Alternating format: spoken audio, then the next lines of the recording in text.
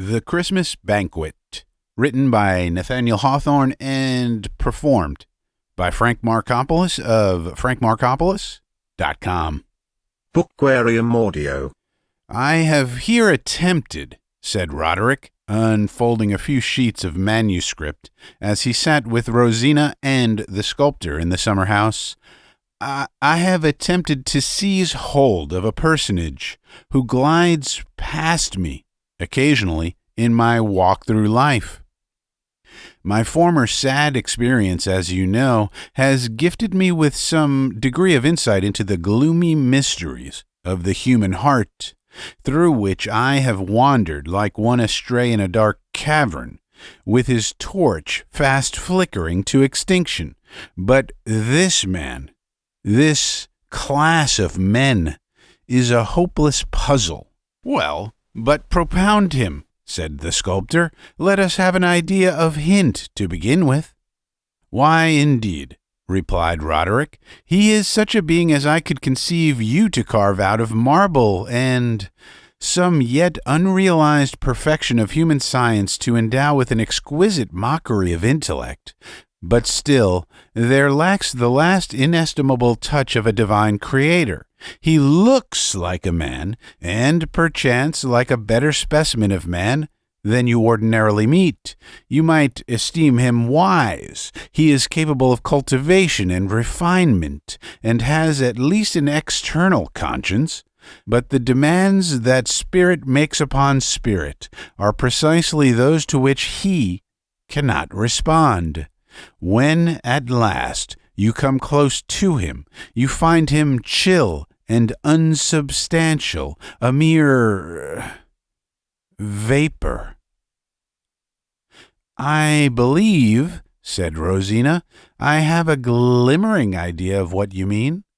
Then be thankful, answered her husband, smiling, but do not anticipate any further illumination from what I am about to read. I have here imagined such a man to be, what probably he never is, conscious of the deficiency in his spiritual organization.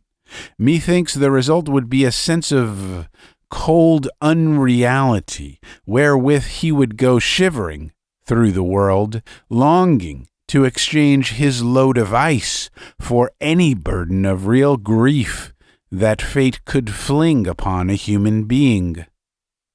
Contenting himself with this preface, Roderick began to read. In a certain old gentleman's last will and testament there appeared a bequest, which, as his final thought and deed, was singularly in keeping with a long life of melancholy eccentricity. He devised a considerable sum for establishing a fund, the interest of which was to be expended annually forever in preparing a Christmas banquet for 10 of the most miserable persons that could be found. It seemed not to be the testator's purpose to make these 60 of sad hearts merry, but to provide that the stern or fierce expression of human discontent should not be drowned, even for that one holy and joyful day, amid the acclamations of festal gratitude which all Christendom sends up. And he desired, likewise, to perpetuate his own remonstrance against the earthly course of Providence, and his sad and sour dissent from those systems of religion or philosophy which either find sunshine in the world or draw it down from heaven. The task of inviting guests, or of selecting among such as might advance their claims to partake of this dismal hospitality, was confided to the 2 trustees or stewards of the fund. These gentlemen, like their deceased friend, were somber humorists who made it their principal occupation to number the sable threads in the web of human life and drop all the golden ones out of the reckoning. They performed their present office with integrity and judgment. The aspect of the assembled company on the day of the first festival might not, it is true, have satisfied every beholder that these were, especially the individuals, chosen forth from all the world, whose griefs were worthy to stand as indicators of the mass of human suffering. Yet, after due consideration, it could not be disputed that here was a variety of hopeless discomfort, which, if it sometimes arose from causes apparently inadequate, was thereby only the shrewder imputation against the nature and mechanism of life. The arrangements and decorations of the banquet were probably intended to signify that death in life which had been the testator's definition of existence. The hall, illuminated by torches, was hung round with curtains of deep and dusky purple, and adorned with branches of cypress and wreaths of artificial flowers, imitative of such as used to be strewn over the dead. A sprig of parsley was laid by every plate. The main reservoir of wine was a sepulchral urn of silver, whence the liquor was distributed around the table in small vases, accurately copied from those that held the tears of ancient mourners. Neither had the stewards, if it were their taste that arranged these details, forgotten the fantasy of the old Egyptians, who seated a skeleton at every festive board, and mocked their own merriment with the imperturbable grin of a death's head. Such a fearful guest, shrouded in a black mantle, sat now at the head of the table.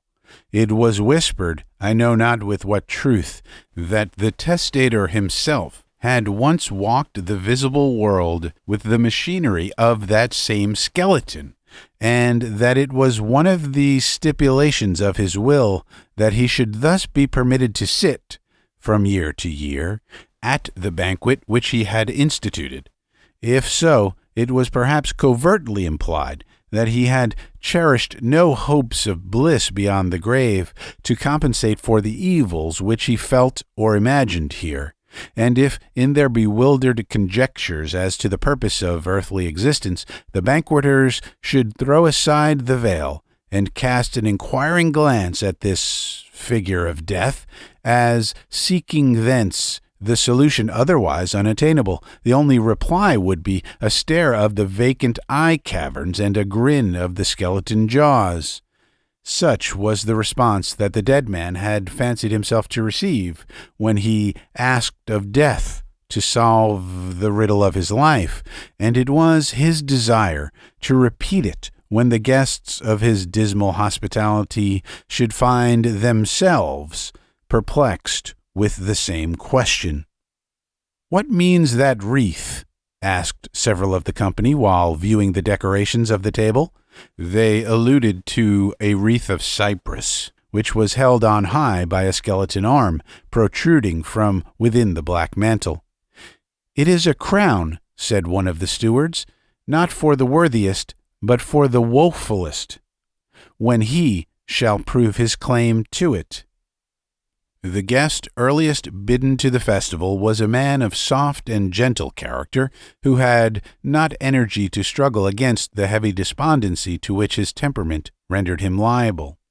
And therefore, with nothing outwardly to excuse him from happiness, he had spent a life of quiet misery that made his blood torpid and weighed upon his breath, and sat like a ponderous night fiend upon every throb of his unresisting heart. His wretchedness seemed as deep as his original nature, if not identical with it. It was the misfortune of a second guest to cherish within his bosom a diseased heart, which had become so wretchedly sore that the continual and unavoidable rubs of the world, the blow of an enemy, the careless jostle of a stranger, and even the faithful and loving touch of a friend, alike made ulcers in it. As is the habit of people thus afflicted, he found his chief employment in exhibiting these miserable sores to any who would give themselves the pain of viewing them. A third guest was a hypochondriac, whose imagination wrought necromancy in his outward and inward world, and caused him to see monstrous faces in the household fire, and dragons in the clouds of sunset, and fiends in the guise of beautiful women, and something ugly or wicked beneath all the pleasant surfaces of nature. His neighbor at the table was one who, in his early youth, had trusted mankind too much, and hoped too highly in their behalf, and in meeting with many disappointments had become desperately soured. For several years back, this misanthrope had employed himself in accumulating motives for hating and despising his race, such as murder, lust, treachery, ingratitude, faithlessness of trusted friends, instinctive vices of children, impurity of women, hidden guilt in men of saint-like aspect, and, in short, all manner of black realities that sought to decorate themselves with outward grace or glory. But at every atrocious fact that was added to his catalogue, at every increase of the sad knowledge which he had spent his life to collect, the native impulses of the poor man's loving and confiding heart made him groan with anguish. Next, with his heavy brow bent downward, there stole into the hall a man naturally earnest and impassioned who, from his immemorial infancy, had felt the consciousness of a high message to the world, but, essaying to deliver it, had found either no voice or form of speech, or else no ears to listen. Therefore, his whole life was a bitter questioning of himself. Why have not men acknowledged my mission? Am I not a self-deluding fool? What business have I on earth? Where is my grave? Throughout the festival he quaffed frequent draughts from the sepulchral urn of wine, hoping thus to quench the celestial fire that tortured his own breast and could not benefit his race. Then there entered, having flung away a ticket for a ball, a gay gallant of yesterday, who had found 4 or 5 wrinkles in his brow and more gray hairs than he could well number on his head. Endowed with sense and feeling, he had nevertheless spent his youth in folly, but had reached at last that dreary point in life where folly quits us of her own accord, leaving us to make friends with wisdom if we can. Thus cold and desolate, he had come to seek wisdom at the banquet, and wondered if the skeleton were she. To eke out the company, the stewards had invited a distressed poet from his home in the almshouse, and a melancholy idiot from the street corner. The latter had just the glimmering of sense that was sufficient to make him conscious of a vacancy, which the poor fellow, all his life long, had mistily sought to fill up with intelligence, wandering up and down the streets and groaning miserably because his attempts were ineffectual. The only lady in the hall was one who had fallen short of absolute and perfect beauty, merely by the trifling defect of a slight cast in her left eye. But this blemish, minute as it was, so shocked the pure ideal of her soul, rather than her vanity, that she passed her life in solitude and veiled her countenance, even from her own gaze. So the skeleton sat, shrouded at one end of the table, and this poor lady at the other. One other guest remains to be described. He was a young man of smooth brow, fair cheek, and fashionable mien. So far as his exterior developed him, he might much more suitably have found a place at some merry Christmas table than have been numbered among the blighted, fate-stricken, fancy-tortured set of ill-starred banqueters. Murmurs arose among the guests as they noted the glance of general scrutiny which the intruder threw over his companions. What had he to do among them? Why did not the skeleton of the dead founder of the feast unbend its rattling joints, arise, and motion the unwelcome stranger from the board? "Shameful," said the morbid man, while a new ulcer broke out in his heart. "He comes to mock us. We shall be the jest of his tavern friends. He will make a farce of our miseries and bring it out upon a stage." "Oh, never mind him," said the hypochondriac, smiling sourly. He shall feast from yonder tureen of viper soup, and if there is a fricassee of scorpions on the table, pray let him have his share of it. For the dessert he shall taste the apples of Sodom. Then, if he like our Christmas fare, let him return again next year. Trouble him not, murmured the melancholy man with gentleness. What matters it whether the consciousness of misery come a few years sooner or later? If this youth deem himself happy now, yet let him sit with us for the sake of the wretchedness to come. The poor idiot approached the young man with that mournful aspect of vacant inquiry which his face continually wore, and which caused people to say that he was always in search of his missing wits.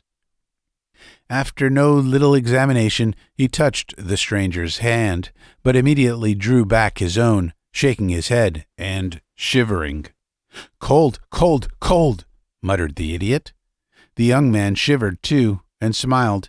"Gentlemen, and you, madame," said one of the stewards of the festival, "do not conceive so ill either of our caution or judgment as to imagine that we have admitted this young stranger, Gervase Hastings by name, without a full investigation and thoughtful balance of his claims. Trust me, not a guest at the table is better entitled to his seat." The steward's guarantee was perforce satisfactory. The company, therefore, took their places and addressed themselves to the serious business of the feast, but were soon disturbed by the hypochondriac, who thrust back his chair, complaining that a dish of stewed toads and vipers was set before him, and that there was green ditch water in his cup of wine. This mistake being amended, he quietly resumed his seat. The wine, as it flowed freely from the sepulchral urn, seemed to come imbued with all gloomy inspirations, so that its influence was not to cheer, but either to sink the revellers into a deeper melancholy, or to elevate their spirits to an enthusiasm of wretchedness. The conversation was various. They told sad stories about people who might have been worthy guests at such a festival as the present. They talked of grisly incidents in human history, of strange crimes which, if truly considered, were but convulsions of agony, of some lives that had been altogether wretched, and of others which, wearing a general semblance of happiness, had yet been deformed, sooner or later, by misfortune, as by the intrusion of a grim face at a banquet, of death-bed scenes, and what dark intimations might be gathered from the words of dying men, of suicide, and whether the more eligible mode were by halter, knife, poison, drowning, gradual starvation, or the fumes of charcoal. The majority of the guests, as is the custom with people thoroughly and profoundly sick at heart, were anxious to make their own woes the theme of discussion, and prove themselves most excellent in anguish. The misanthropist went deep into the philosophy of evil, and wandered about in the darkness, with now and then a gleaming of discolored light hovering on ghastly shapes and horrid scenery. Many a miserable thought, such as men have stumbled upon from age to age, did he now rake up again, and gloat over it as an inestimable gem, a diamond, a treasure, far preferable to those bright, spiritual revelations of a better world, which are like precious stones from heaven's pavement. And then, amid his lore of wretchedness, he hid his face and wept. It was a festival at which the woeful man of Uz might suitably have been a guest, together with all, in each succeeding age, who have tasted deepest of the bitterness of life. And be it said, too, that every son or daughter of woman, however favored with happy fortune, might, at one sad moment or another, have claimed the privilege of a stricken heart to sit down at this table. But throughout the feast it was remarked that the young stranger, Gervase Hastings, was unsuccessful in his attempts to catch its pervading spirit.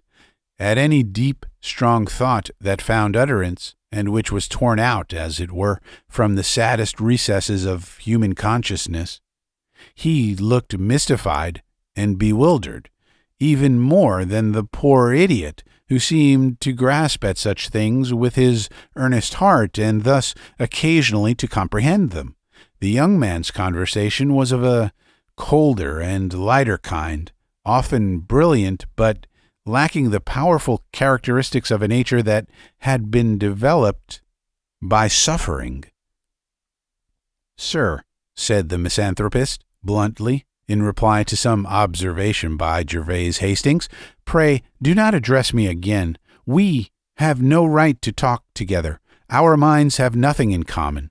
By what claim you appear at this banquet, I cannot guess, but methinks, to a man who could say what you have just now said, my companions and myself must seem no more than shadows flickering on the wall, and precisely such a shadow are you to us." The young man smiled and bowed, but drawing himself back in his chair, he buttoned his coat over his breast, as if the banqueting ball were growing chill. Again the idiot fixed his melancholy stare upon the youth, and murmured, "Cold, cold, cold." The banquet drew to its conclusion, and the guests departed. Scarcely had they stepped across the threshold of the hall, when the scene that had there passed seemed like the vision of a sick fancy, or an exhalation from a stagnant heart. Now and then, however, during the year that ensued, these melancholy people caught glimpses of one another, transient indeed, but enough to prove that they walked the earth with the ordinary allotment of reality. Sometimes a pair of them came face to face, while stealing through the evening twilight, enveloped in their sable cloaks. Sometimes they casually met in churchyards. Once, also, it happened that two of the dismal banqueters mutually started at recognizing each other in the noonday sunshine of a crowded street, stalking there like ghosts astray. Doubtless they wondered why the skeleton did not come abroad at noonday, too. But whenever the necessity of their affairs compelled these Christmas guests into the bustling world, they were sure to encounter the young man who had so unaccountably been admitted to the festival. They saw him among the gay and fortunate. They caught the sunny sparkle of his eye.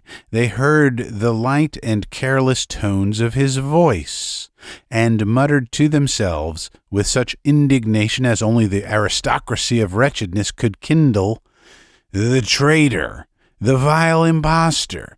Providence in its own good time may give him a right to feast among us." But the young man's unabashed eye dwelt upon their gloomy figures as they passed him, seeming to say, perchance with somewhat of a sneer, "First know my secret, then measure your claims with mine." The step of time stole onward, and brought Merry Christmas round again, with glad and solemn worship in the churches, and sports, games, festivals, and everywhere the bright face of joy beside the household fire. Again likewise the hall, with its curtains of dusky purple, was illuminated by the death torches gleaming on the sepulchral decorations of the banquet. The veiled skeleton sat in state, lifting the cypress wreath above its head, as the guerdon of some guest illustrious in the qualifications which there claimed precedence. As the stewards deemed the world inexhaustible in misery, and were desirous of recognizing it in all its forms, they had not seen fit to reassemble the company of the former year. New faces now threw their gloom across the table. There was a man of nice conscience who bore a blood-stain in his heart, the death of a fellow creature, which, for his more exquisite torture, had chanced with such a peculiarity of circumstances that he could not absolutely determine whether his will had entered into the deed or not. Therefore, his whole life was spent in the agony of an inward trial for murder, with a continual sifting of the details of his terrible calamity, until his mind had no longer any thought, nor his soul any emotion, disconnected with it. There was a mother, too, a mother once, but a desolation now, who many years before had gone out on a pleasure party, and returning found her infant smothered in its little bed. And ever since, she has been tortured with the fantasy that her buried baby lay smothering in its coffin. Then there was an aged lady who had lived from time immemorial with a constant tremor quivering through her frame. It was terrible to discern her dark shadow tremulous upon the wall. Her lips likewise were tremulous, and the expression of her eye seemed to indicate that her soul was trembling, too. Owing to the bewilderment and confusion which made almost a chaos of her intellect, it was impossible to discover what dire misfortune had thus shaken her nature to its depths, so that the stewards had admitted her to the table not from any acquaintance with her history, but on the safe testimony of her miserable aspect. Some surprise was expressed at the presence of a bluff, red-faced gentleman, a certain Mr. Smith, who had evidently the fat of many a rich feast within him, and the habitual twinkle of whose eye betrayed a disposition to break forth into uproarious laughter for little cause or none. It turned out, however, that, with the best possible flow of spirits, our poor friend was afflicted with a physical disease of the heart, which threatened instant death on the slightest cachinnatory indulgence, or even that titillation of the bodily frame produced by merry thoughts. In this dilemma he had sought admittance to the banquet, on the ostensible plea of his irksome and miserable state, but in reality with the hope of imbibing a life-preserving melancholy. A married couple had been invited from a motive of bitter humor, it being well understood that they rendered each other unutterably miserable whenever they chanced to meet, and therefore must necessarily be fit associates at the festival. In contrast with these was another couple still unmarried, who had interchanged their hearts in early life, but had been divided by circumstances as impalpable as morning mist, and kept apart so long that their spirits now found it impossible to meet. Therefore, yearning for communion, yet shrinking from one another and choosing none beside, they felt themselves companionless in life, and looked upon eternity as a boundless desert. Next to the skeleton sat a mere son of earth, a hunter of the exchange, a gatherer of shining dust, a man whose life record was in his ledger, and whose soul's prison house were the vaults of the bank where he kept his deposits. The person had been greatly perplexed at his invitation, deeming himself one of the most fortunate men in the city, but the stewards persisted in demanding his presence, assuring him that he had no conception how miserable he was. And now appeared a figure which we must acknowledge as our acquaintance of the former festival. It was Gervase Hastings, whose presence had then caused so much question and criticism, and who now took his place with the composure of one whose claims were satisfactory to himself, and must needs be allowed by others. Yet his easy and unruffled face betrayed no sorrow. The well-skilled beholders gazed a moment into his eyes and shook their heads, to miss the unuttered sympathy, the countersign, never to be falsified, of those whose hearts are cavern mouths through which they descend into a region of illimitable woe and recognize other wanderers there. "Who is this youth?" asked the man with a bloodstain on his conscience. "Surely he has never gone down into the depths. I know all the aspects of those who have passed through the dark valley. By what right is he among us?" "Ah, it is a sinful thing to come hither without a sorrow," murmured the aged lady, in accents that partook of the eternal tremor which pervaded her whole being. Depart, young man. Your soul has never been shaken, and therefore I tremble so much the more to look at you." "His soul shaken! No, I'll answer for it," said bluff Mr. Smith, pressing his hand upon his heart and making himself as melancholy as he could, for fear of a fatal explosion of laughter. "I know the lad well. He has as fair prospects as any young man about town, and has no more right among us miserable creatures than the child unborn. He never was miserable, and probably never will be." "Our honored guests," interposed the stewards, "pray have patience with us, and believe at least that our deep veneration for the sacredness of this solemnity would preclude any wilful violation of it. Receive this young man to your table. It may not be too much to say that no guest here would exchange his own heart for the one that beats within that youthful bosom."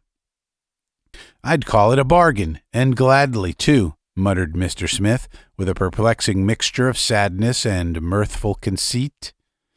"A plague upon their nonsense! My own heart is the only really miserable one in the company. It will certainly be the death of me at last." Nevertheless, as on the former occasion, the judgment of the stewards being without appeal, the company sat down. The obnoxious guest made no more attempt to obtrude his conversation on those about him, but appeared to listen to the table talk with peculiar assiduity, as if some inestimable secret, otherwise beyond his reach, might be conveyed in a casual word. And in truth, to those who could understand and value it, there was rich matter in the upgushings and outpourings of these initiated souls, to whom sorrow had been a talisman, admitting them into the spiritual depths which no other spell can open.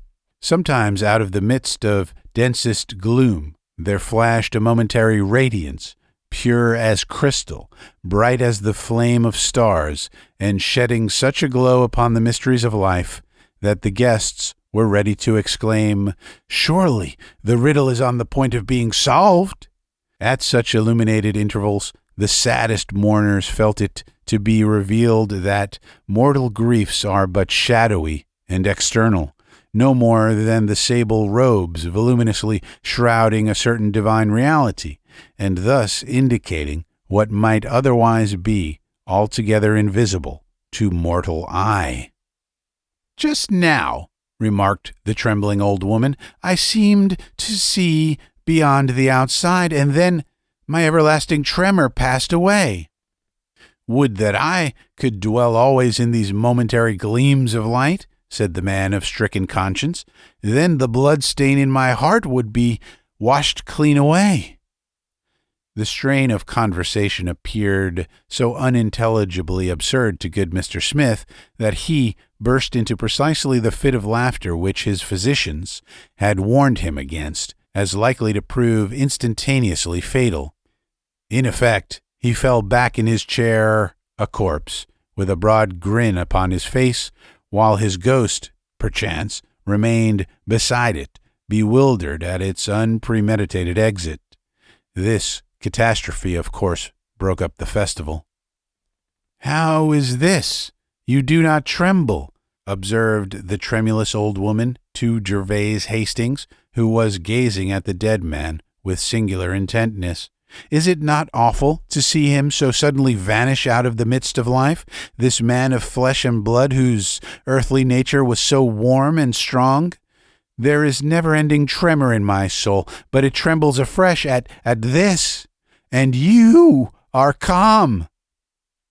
"Would that he could teach me somewhat," said Gervase Hastings, drawing a long breath. "Men pass before me like shadows on the wall. Their actions, passions, feelings are flickerings of light, and then they vanish. Neither the corpse, nor yonder skeleton, nor this old woman's everlasting tremor can give me what I seek." And then the company departed. We cannot linger to narrate in such detail more circumstances of these singular festivals, which, in accordance with the founder's will, continued to be kept with the regularity of an established institution. In process of time, the stewards adopted the custom of inviting, from far and near, those individuals whose misfortunes were prominent above other men's, and whose mental and moral development might, therefore, be supposed to possess a corresponding interest. The exiled noble of the French Revolution and the broken soldier of the Empire were alike represented at the table. Fallen monarchs, wandering about the earth, have found places at that forlorn and miserable feast. The statesman, when his party flung him off, might, if he chose it, be once more a great man for the space of a single banquet. Aaron Burr's name appears on the record at a period when his ruin, the profoundest and most striking, with more of moral circumstance in it than that of almost any other man, was complete in his lonely age. Stephen Guard, when his wealth weighed upon him like a mountain, once sought admittance of his own accord. It is not probable, however, that these men had any lesson to teach in the lore of discontent and misery, which might not equally have been studied in the common walks of life. Illustrious unfortunates attract a wider sympathy, not because their griefs are more intense, but because, being set on lofty pedestals, they the better serve mankind as instances and bywords of calamity. It concerns our present purpose to say that at each successive festival, Gervase Hastings showed his face, gradually changing from the smooth beauty of his youth to the thoughtful comeliness of manhood, and thence to the bald, impressive dignity of age. He was the only individual invariably present, yet on every occasion there were murmurs, both from those who knew his character and position, and from them whose hearts shrank back as denying his companionship in their mystic fraternity. "Who is this impassive man?" had been asked 100 times. "Has he suffered? Has he sinned? There are no traces of either. Then wherefore is he here?" "You must inquire of the stewards or of himself," was the constant reply. "We seem to know him well here in our city, and know nothing of him but what is creditable and fortunate, yet hither he comes, year after year, to this gloomy banquet, and sits among the guests like a marble statue. Ask yonder skeleton, perhaps that may solve the riddle." It was, in truth, a wonder. The life of Gervase Hastings was not merely a prosperous but a brilliant one. Everything had gone well with him. He was wealthy, far beyond the expenditure that was required by habits of magnificence, a taste of rare purity and cultivation, a love of travel, a scholar's instinct to collect a splendid library, and, moreover, what seemed a magnificent liberality to the distressed. He had sought happiness, and not vainly, if a lovely and tender wife and children of fair promise could ensure it.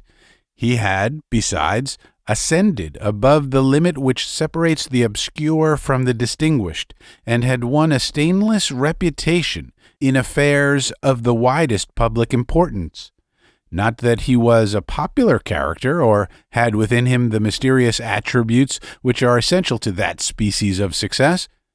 To the public, he was a cold abstraction, wholly destitute of those rich lines of personality, that living warmth, and the peculiar faculty of stamping his own heart's impression on a multitude of hearts, by which the people recognize their favorites. And it must be owned that, after his most intimate associates had done their best to know him thoroughly and love him warmly, they were startled to find how little hold he had upon their affections. They approved, they admired, but still, in those moments when the human spirit most craves reality, they shrank back from Gervase Hastings as powerless to give them what they sought. It was the feeling of distrustful regret with which we should draw back the hand after extending it in an elusive twilight to grasp the hand of a shadow upon the wall. As the superficial fervency of youth decayed, this peculiar effect of Gervase Hastings' character grew more perceptible. His children, when he extended his arms, came coldly to his knees, but never climbed them of their own accord. His wife wept secretly, and almost adjudged herself a criminal, because she shivered in the chill of his bosom. He, too, occasionally appeared not unconscious of the chillness of his moral atmosphere, and willing, if it might be so, to warm himself at a kindly fire. But age stole onward and benumbed him. As the hoarfrost began to gather on him, his wife went to her grave, and was doubtless warmer there. His children either died or were scattered to different homes of their own, and old Gervase Hastings, unscathed by grief, alone but needing no companionship, continued his steady walk through life, and still one very Christmas day attended at the dismal banquet. His privilege as a guest had become prescriptive now.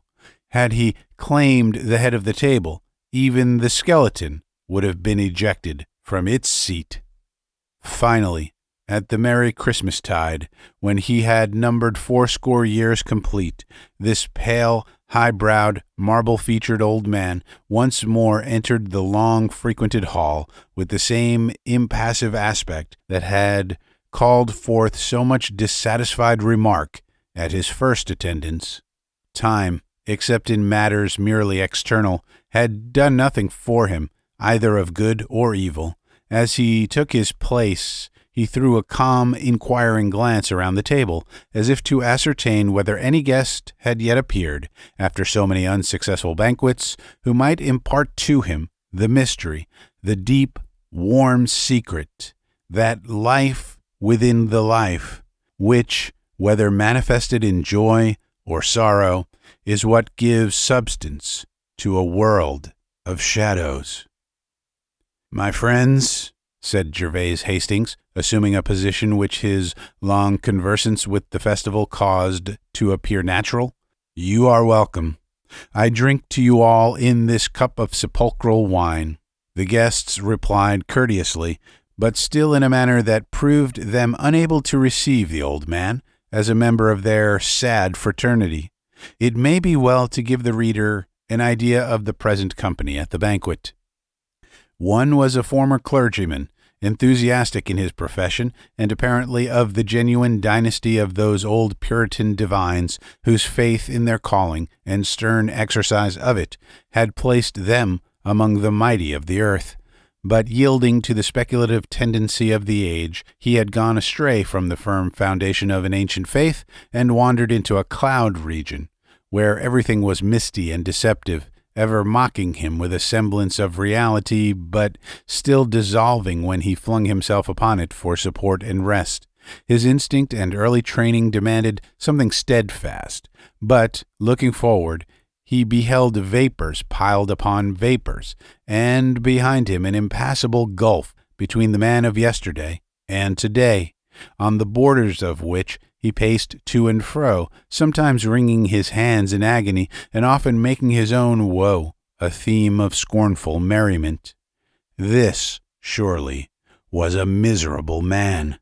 Next, there was a theorist, one of a numerous tribe, although he deemed himself unique since the creation, a theorist who had conceived a plan by which all the wretchedness of the earth, moral and physical, might be done away, and the bliss of the millennium at once accomplished. But the incredulity of mankind debarring him from action, he was smitten with as much grief as if the whole mass of woe, which he was denied the opportunity to remedy, were crowded into his own bosom. A plain old man in black attracted much of the company's notice, on the supposition that he was no other than Father Miller, who, it seemed, had given himself up to despair at the tedious delay of the final conflagration.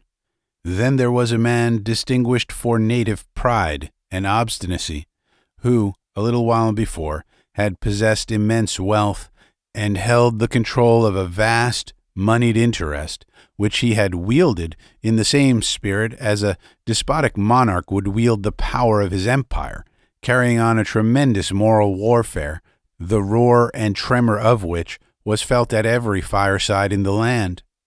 At length came a crushing ruin, a total overthrow of fortune, power, and character, the effect of which on his imperious and in many respects noble and lofty nature might have entitled him to a place, not merely at our festival, but among the peers of pandemonium. There was a modern philanthropist who had become so deeply sensible of the calamities of thousands and millions of his fellow creatures and the impracticableness of any general measures for their relief that he had no heart to do what little good lay immediately within his power, but contented himself with being miserable for sympathy. Near him sat a gentleman in a predicament hitherto unprecedented, but of which the present epoch probably affords numerous examples. Ever since he was of capacity to read a newspaper, this person had prided himself on his consistent adherence to one political party, but in the confusion of these latter days had got bewildered and knew not whereabouts his party was. This wretched condition, so morally desolate and disheartening to a man who has long accustomed himself to merge his individuality in the mass of a great body, can only be conceived by such as have experienced it. His next companion was a popular orator who had lost his voice, and, as it was pretty much all that he had to lose, had fallen into a state of hopeless melancholy.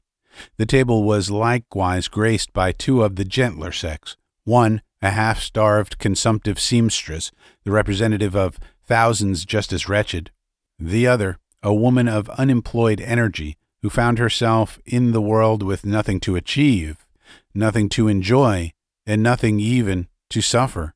She had, therefore, driven herself to the verge of madness by dark broodings over the wrongs of her sex, and its exclusion from a proper field of action. The roll of guests being thus complete, a side table had been set for 3 or 4 disappointed office-seekers, with hearts as sick as death, whom the stewards had admitted partly because their calamities really entitled them to entrance here, and partly that they were in especial need of a good dinner. There was likewise a homeless dog, with his tail between his legs, licking up the crumbs and gnawing up the fragments of the feast. Such a melancholy cur as one sometimes sees about the streets without a master, and willing to follow the first that will accept his service. In their own way, these were as wretched a set of people as ever had assembled at the festival.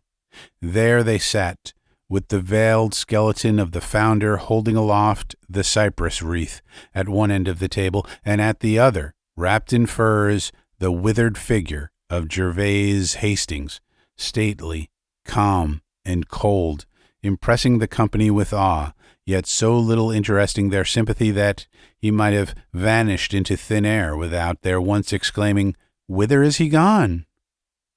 "Sir," said the philanthropist, addressing the old man, "you have been so long a guest at this annual festival, and have thus been conversant with so many varieties of human affliction that, not improbably, you have thence derived some great and important lessons. How blessed were your lot could you reveal a secret by which all this mass of woe might be removed." "I know of but one misfortune," answered Gervase Hastings quietly, "and that is my own." "Your own?" rejoined the philanthropist. "And looking back on your serene and prosperous life, how can you claim to be the sole unfortunate of the human race?" "You will not understand it," replied Gervase Hastings, feebly, and with a singular inefficiency of pronunciation, and sometimes putting one word for another. "None have understood it, not even those who experience the like. It is a chillness, a want of earnestness, a feeling as if what should be my heart were a thing of vapor, a haunting perception of unreality. Thus, seeming to possess all that other men have, all that men aim at, I have really possessed nothing, neither joy nor griefs. All things, all persons, as was truly said to me at this table long and long ago, have been like shadows flickering on the wall. It is so with my wife and children, with those who seemed my friends. It is so with yourselves, whom I see now before one. Neither have I, myself, any real existence, but am a shadow, like the rest. And how is it with your views of a future life? Inquired the speculative clergyman.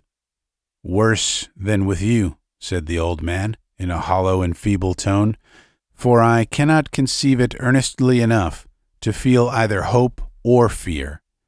Mine is the wretchedness. This cold heart, this unreal life.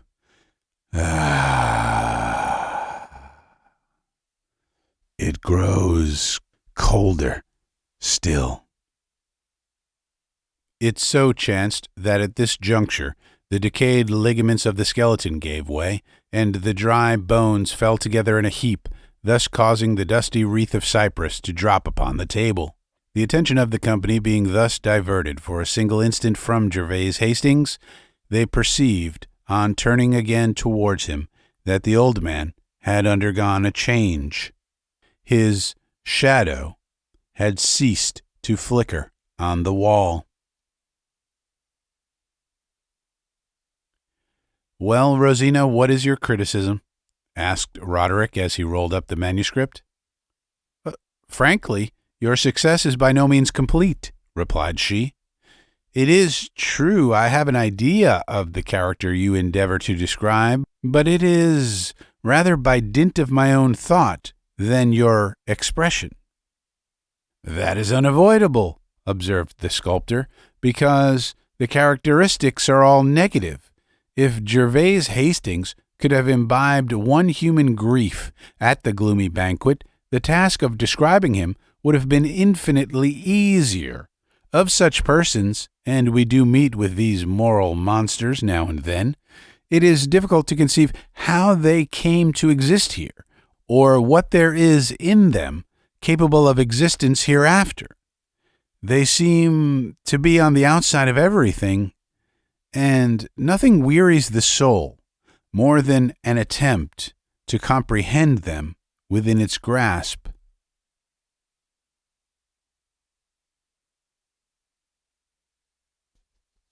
The end. You have been listening to a short story entitled The Christmas Banquet. It was written by Nathaniel Hawthorne and performed by Frank Marcopolos. The story is in the public domain, and the performance is copyright 2020 by Frank J. Marcopolos. It was recorded at the Bookquarium Recording Studio in Pittsburgh, Pennsylvania. For more, please visit frankmarcopolos.com. That's frankmarcopolos.com. And as always, I thank you for your time, and I thank you for your attention. A boy meets a girl in springtime. He swears he knew before. She says coyly through a curl of smoke, I am a pirate in the daytime. He whispers to her lightly, bending all to touch her ear. Says I learned to live without you, and I'm fine in misery. She says I'm sad without you. Can we forget about the mean times? He says, girl, I'd do anything if we could just forget the mean times. They've made up their own language, jumping at the other's cue. But when the other's not around, they find ways to pass the mean time. Said when the other's not in town, they find ways to pass the mean times.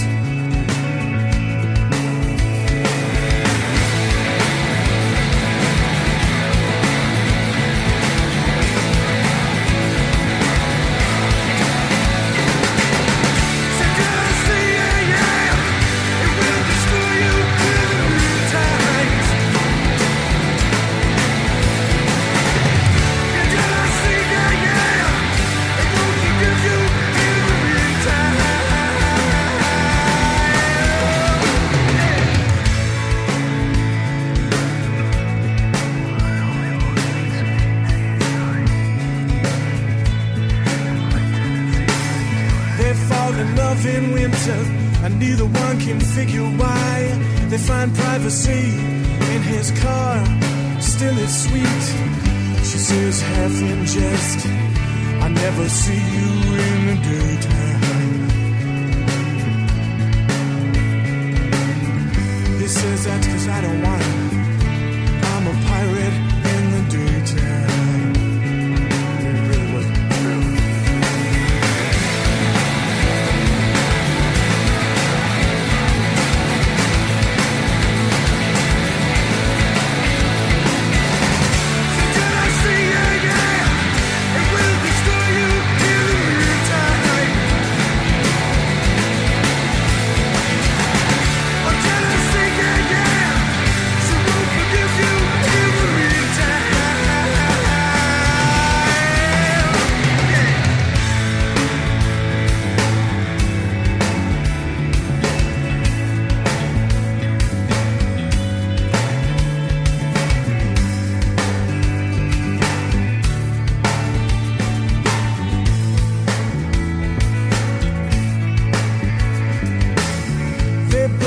As expected, citing all the others' wrongs, both in the back of their minds that he'll be back, yeah, she'll be back again, at least for tonight.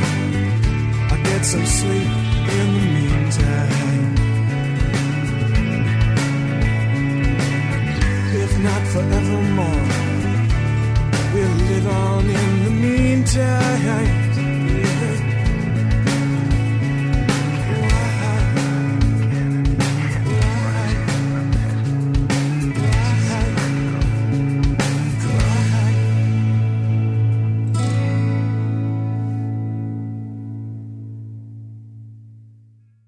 Bookquarium Audio.